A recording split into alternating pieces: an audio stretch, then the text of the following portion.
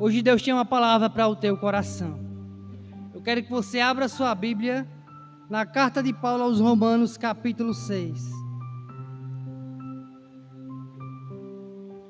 Romanos, capítulo 6, primeiro verso ao 14.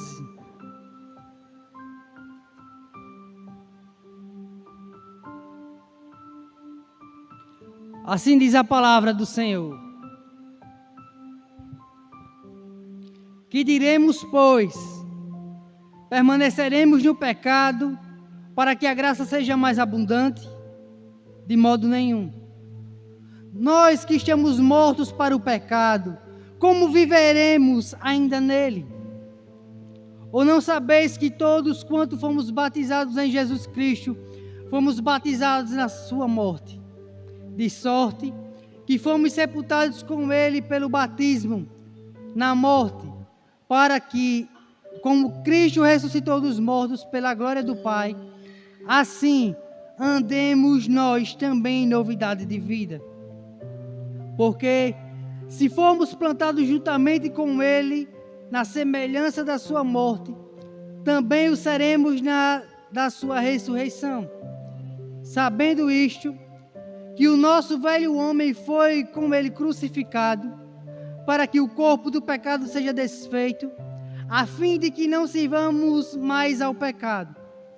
Porque aquele que está morto está justificado do pecado. Ora, se já morremos com Cristo, cremos que também com ele viveremos. Sabendo que, havendo Cristo ressuscitado dos mortos, já não morre, a morte não mais terá domínio sobre ele. Pois quando a ter morrido, de uma vez morreu para o pecado, mas quanto a viver, vive para Deus. Assim também vós considerai-vos como mortos para o pecado, mas vivos para Deus em Cristo Jesus nosso Senhor. Não reine, portanto, o pecado em vosso corpo mortal, para lhe obedeceres em suas concupiscências, nem tampouco apresenteis os vossos membros ao pecado por instrumentos de iniquidade, mas apresentai-vos a Deus como vivos dentre os mortos, e os vossos membros a Deus como instrumentos de justiça, porque o pecado não terá domínio sobre vós, pois não estáis debaixo da lei, mas debaixo da graça. Quero usar como tema nessa noite as consequências de flertarmos com o pecado. Vamos orar em nome de Jesus. Senhor, estamos aqui nessa noite, Pai. O culto de Santa Ceia, Senhor, o culto tão importante, Senhor. Que o Senhor traz à nossa memória aquilo que o Senhor fez e faz por nós a cada dia. Pai, em nome de Jesus, me ajuda, Senhor, na ministração dessa mensagem, Senhor.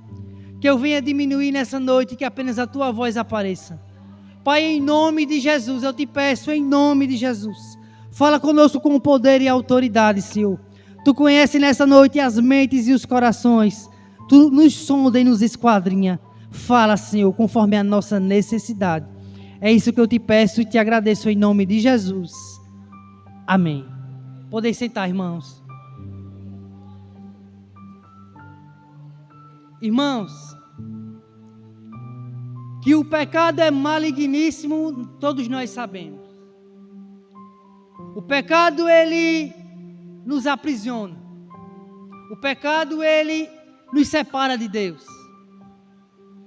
Quando nós não conhecíamos Cristo, quando nós andávamos errantes por o caminho desse mundo, quando nós vivíamos cegos espiritualmente, era assim que nós estávamos entregues à prática do pecado. Nós flertávamos com o pecado diariamente e com toda a certeza, irmãos, eu posso afirmar que a gente não tinha consciência de pecado. Pelo contrário, todos que estão aqui, eu acredito que pecavam deliberadamente. E não sentia nenhum pesar por isso. Mas Jesus nos alcançou. E quando Ele nos alcançou, Ele nos deu esse entendimento. Nós saímos das trevas e fomos em direção à luz. Nós passamos agora a ter consciência de pecado. E começamos a discernir o que é certo e o que é errado diante de Deus. Isso não foi pela nossa capacidade. Isso não aconteceu porque a gente é bom, não. Foi pela graça exclusiva de Deus sobre a nossa vida. Ele nos resgatou desse mundo que está em trevas, irmãos, para vivermos em novidade de vida. E no texto que nós estamos lendo aqui nessa noite, na carta de Paulo aos Romanos, ele está escrevendo aos crentes em Roma. E ele está indagando aqueles crentes. No primeiro verso do capítulo 6, ele diz: que diremos, pois? Permaneceremos no pecado para que a graça abunde, para que a graça aumente? Em outras palavras, o que Paulo está dizendo: vocês vão continuar pecando para que a graça seja ainda maior? Vocês vão viver escravos do pecado ainda, sendo que Cristo já libertou vocês? Vocês vão viver ainda segundo as suas vontades carnais, mesmo depois de ter tido essa experiência com o Evangelho? Vocês vão viver ainda como velhas criaturas, mesmo Cristo tendo resgatado vocês? E é isso que ele questiona e já responde: de modo nenhum. Nós que já estamos mortos para o pecado, como ainda viveremos nele? Ou seja, assim como Cristo morreu na cruz, o nosso velho homem foi sepultado com ele na cruz, aleluia. E assim como ele ressuscitou, agora nasceu em nossa vida, em nosso interior, uma nova criatura. E essa nova criatura não quer mais agradar a carne. E essa nova criatura não quer mais comer das iguarias de Satanás. E essa nova criatura agora não quer mais ser influenciada por esse mundo carnal. Ela quer viver em novidade de vida. Aleluia! Mas há muitas pessoas, irmãos, que ouviram a verdade do Evangelho, que foram chamadas por Jesus, mas ainda estão constantemente flertando com o pecado. Se você é esse crente, eu quero te dizer nessa noite: você está em perigo. A Bíblia diz que Jesus voltará em um abrir e fechar de olhos. Em outras palavras, o que a Escritura está dizendo é: não vai dar tempo de se preparar. Em um abrir e fechar de olhos, Ele vai vir e vai buscar a sua igreja. É muito sério isso, irmãos. Eu não estou dizendo aqui que a gente não vai pecar mais, porque a gente é inclinado a isso. Há um velho homem aqui ainda, que precisa ser morto todos os dias. E ele está sujeito a fazer tudo aquilo que desonra e desagrada a Deus. E qual é a nossa função nessa noite? Matar esse velho homem todos os dias. Porque se nós apenas frequentarmos a igreja, mas não vigiarmos e orarmos, a gente não vai ficar de pé. Por quê? Porque o diabo tem usado as distrações para corromper a igreja do Deus vivo. De que maneira, irmãos, o diabo nos distrai? Ele vai colocar na sua visão aquilo que a sua velha natureza mais almeja. E ele vai te prender ali. Então não brinque com Deus, não brinque com o pecado. Nós não temos o controle, irmãos. O controle não está na nossa mão. E se nós, como igreja de Deus, não levarmos a sério isso, a gente vai sempre estar sendo uma marionete de Satanás. Ele vai sempre estar colocando a gente de um lado para o outro. E não vai haver crescimento espiritual. Jesus está voltando. Então há um grande perigo, irmãos. E nós não podemos flertar com o pecado, não. Porque Jesus, ele nos tirou da morte para a vida. Paulo diz que Ele nos vivificou quando nós estávamos mortos em nossos delitos e pecados. Leia a carta de Efésios. Ele nos vivificou.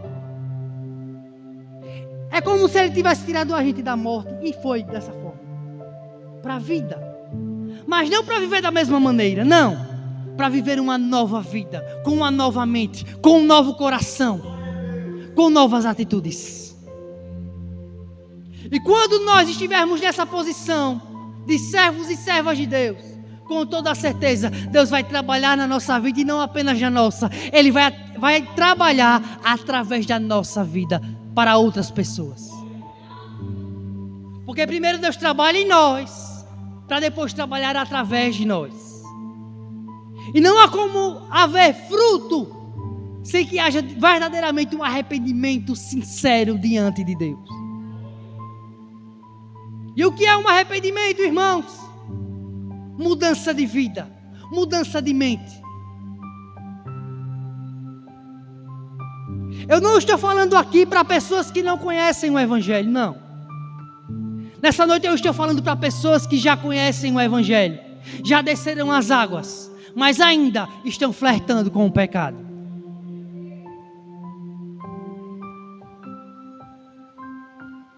No verso 8 ele diz: ora, se já morremos com Cristo, cremos que com Ele também viveremos. No 12 ele diz: não reine portanto o pecado em vosso corpo mortal, para lhe obedeceres em suas concupiscências. O que nós temos visto diante dos nossos olhos vai determinar como estamos diante de Deus. Há muitas cores nesse mundo, e essas cores muitas vezes não agradam a Deus. É sério isso, irmãos? Jesus disse no Evangelho de Mateus capítulo 6, no verso 22, a candeia do corpo são os olhos, de sorte que se os teus olhos forem bons, todo o teu corpo terá luz. Se porém os teus olhos forem maus, o teu corpo será tenebroso. Se portanto a luz que em ti são trevas, quão grandes serão tais trevas? Cuidado com o que você vê, porque o diabo sabe qual é a sua fraqueza, e é sempre nela que ele vai investir. E quais são as consequências, irmãos, de nós estarmos flertando com o pecado? Separação de Deus.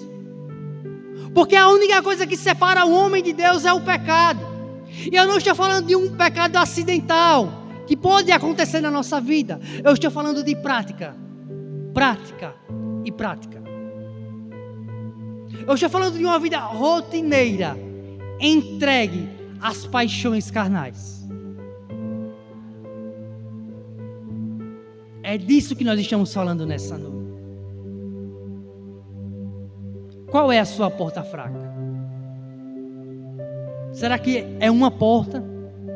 Será que são duas ou mais? Quais são? Porque cada um de nós temos portas fracas, irmãos. E como o diabo age? Ele vai primeiro na nossa mente. E nós temos o Espírito Santo na nossa vida. Nós sabemos discernir quando Deus está falando e quando o diabo está falando.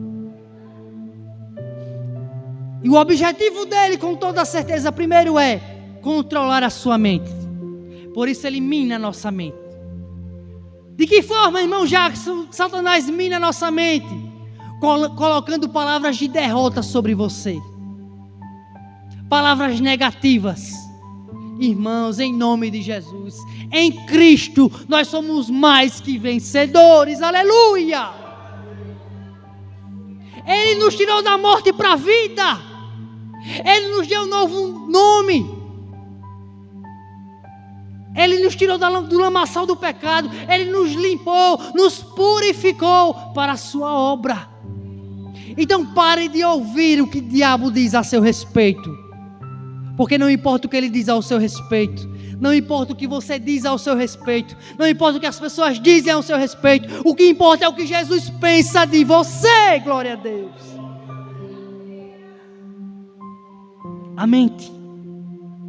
Quando ele começa a controlar a mente, esse pecado vai começar a criar raiz e ele vai descer para o coração. E quando ele desce para o nosso coração, irmãos, ele vai dar a luz ao quê? Ao pecado. E o pecado consumado vai gerar a morte, morte espiritual, separação de Deus. Não há algo mais triste que um cristão separado de Deus. Às vezes, irmãos, não é Deus que está em silêncio, são as nossas atitudes que estão fazendo esse silêncio acontecer. Enquanto nós não despertarmos, enquanto nós não se voltarmos ao Senhor, Ele vai ficar no mesmo lugar. Ele está apenas esperando a sua posição. Se posicione, porque o que Ele tinha para fazer, Ele já fez. E o que foi que ele fez, irmão Jackson? Ele entregou o seu filho, o seu único filho, para morrer em morte de cruz. O pecado de toda a humanidade estava sobre o Filho de Deus. Os nossos pecados mais sórdidos, os nossos pecados mais íntimos, que nós não podemos nem mencionar aqui nessa noite, estavam sobre os ombros de Jesus. Imagine o pecado de toda a humanidade. Imagine, irmãos. Imagine o peso que Jesus sentiu naquele momento. Seu suor virou sangue. Ele estava esgotado mentalmente, angustiado. Ele ainda diz: Pai, se possível, passe de mim esse cálice. Todavia, faça a sua vontade. Aleluia! Irmãos, não foram os romanos que prenderam Jesus. Ele se entregou por amor de nós, por sua espontânea vontade. Então nós não podemos, nós que recebemos essa graça, esse evangelho, nós não podemos mais estar flertando com o pecado, porque quando a gente está fazendo isso, a gente está fazendo da cruz de Cristo nada. A gente está desprezando o que Cristo fez na cruz. Todas as vezes que você peca deliberadamente, você está desprezando a cruz de Cristo. E como já foi dito aqui várias vezes, o pecado vai nos levar mais longe do que a gente achava que ia. Vai deixar a gente mais tempo do que a gente esperava ficar. E o preço, irmãos, com toda certeza, a gente não vai querer pagar. Não foi com esse propósito que Jesus morreu na cruz. E para que Ele morreu na cruz, irmãos? Para que a gente tivesse vida e vida em abundância. Para que a gente vivesse em um novo estilo de vida, para que a gente caminhasse rumo ao seu propósito. Uma vida sem propósito está sujeita a viver na prática do pecado. Uma vida sem direção, irmãos, é prato cheio para Satanás. Então nós precisamos se ocupar. De que forma eu me ocupo? Na palavra. A palavra é alimento. A palavra vivifica a nossa vida. A palavra nos transforma. A palavra nos liberta. A palavra nos dá direção. A palavra nos dá, irmãos, convicção. E eu estava dizendo à minha esposa, há quanto tempo fazia que eu não ouvia várias pregações sentado no meu sofá. E como aquilo foi bom para mim. Por quê? Porque a palavra traz vida. A palavra vai, irmãos, fazendo com que a gente comece a se movimentar. Mas quando a gente está seco da palavra, com fome da palavra, irmãos, cego espiritualmente, a gente fica disperso. disperso. O dia vai passando, o mês vai passando, o ano vai passando, tudo vai passando e nada muda na nossa vida. E por que não muda? Porque nós não temos a posição que Deus quer que a gente tenha. Ele nos vivificou quando nós estávamos mortos em delitos e pecados. Ele nos transportou para uma nova dimensão. Ele nos deu novamente um novo coração. E todos nós que fomos chamados por Jesus, fomos chamados para a santificação, sem a qual ninguém verá a Deus. Santificação não tem nada a ver com perfeição, irmãos, porque a gente não é perfeito. Mas quem é salvo, ele se esforça para se santificar. Não para ser salvo, mas porque foi salvo. Porque ele entendeu a mensagem do Evangelho.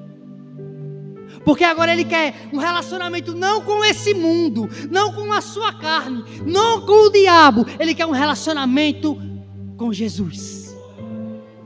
E se ele quer um relacionamento com Jesus, ele não quer mais flertar com o pecado.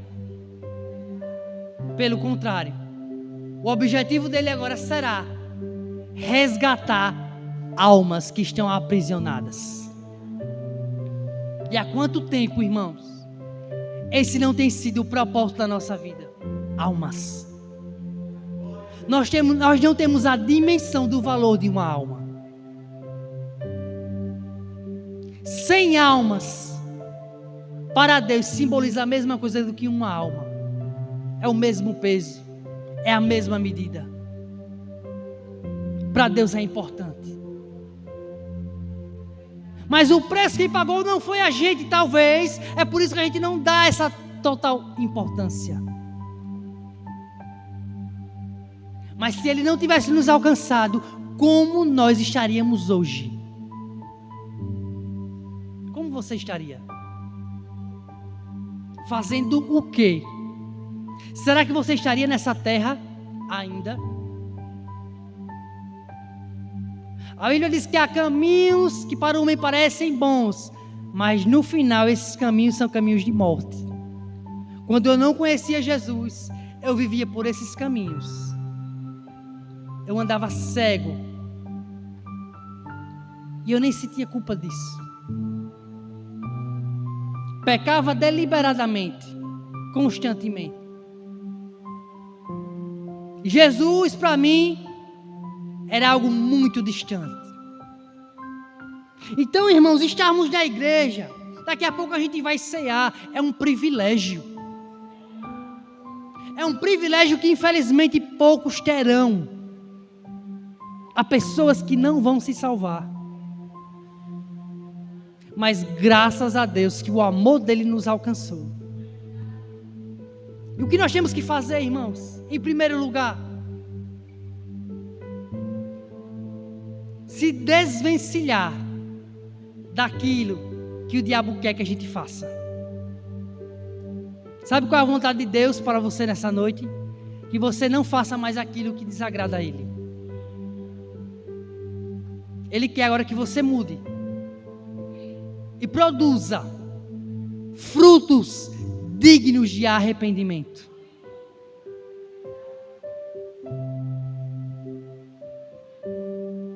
Quem é cristão verdadeiro é diferente. E todos vão perceber. Da mesma forma, se nós não vigiarmos e começarmos a flertar com o pecado, todas as pessoas vão perceber que a gente não é mais a mesma pessoa. Que o brilho de Cristo não está brilhando mais na nossa vida.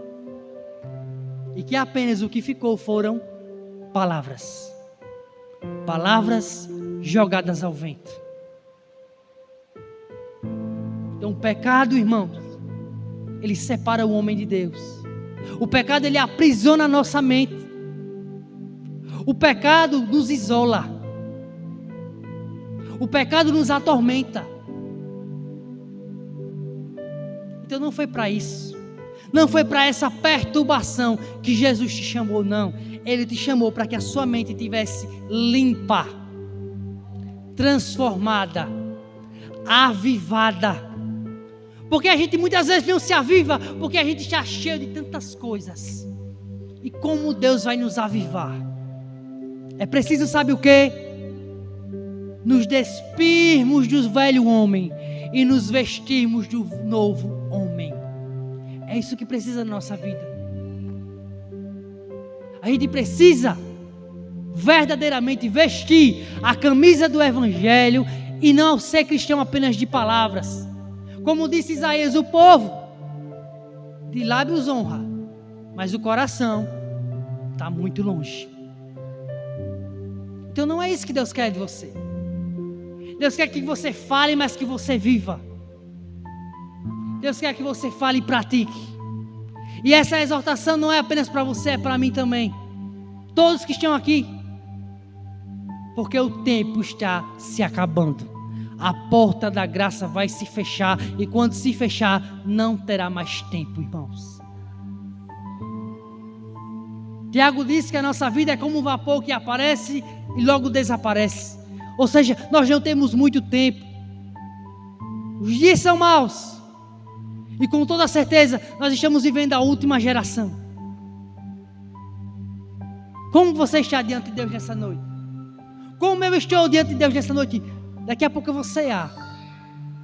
Esse é um memorial. Como eu estou diante de Deus? Irmãos, Deus não quer que a gente viva se arrastando na casa dele. Deus quer que você erga a sua cabeça e viva como um cristão verdadeiro. Aleluia!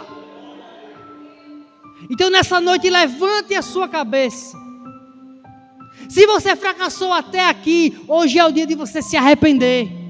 Hoje é o dia de você se voltar para a cruz. Porque na cruz há perdão. Na cruz há transformação. Na cruz há libertação. Olhe para a cruz. Porque foi na cruz que Cristo levou todo o nosso pecado. Então não flerte com o pecado. Porque se você continuar flertando com ele, a sua consciência vai cauterizar. E há uma grande probabilidade de você ficar cego espiritualmente e não sentir mais a presença de Deus. Perca tudo, mas não perca a presença de Deus. Você pode perder dinheiro, você pode perder bens materiais, mas se você perder a presença de Deus, pode ter certeza, você perdeu tudo, meu filho. Então viva como Cristo quer que você viva. Faça aquilo que Cristo quer que você faça. Seja aquilo que Cristo quer que você seja. E com certeza, você não será a mesma pessoa, nem para você, nem para as pessoas que estão ao seu redor. Flertar com o pecado é um perigo. E nós, como igreja, não podemos brincar com isso. Amém, irmãos? Se você quer vencer isso, você precisa orar, jejuar e ler a palavra. Essa é a única maneira, essa é a única forma de vencer as tentações. Caso contrário, você sempre vai ficar andando em círculos.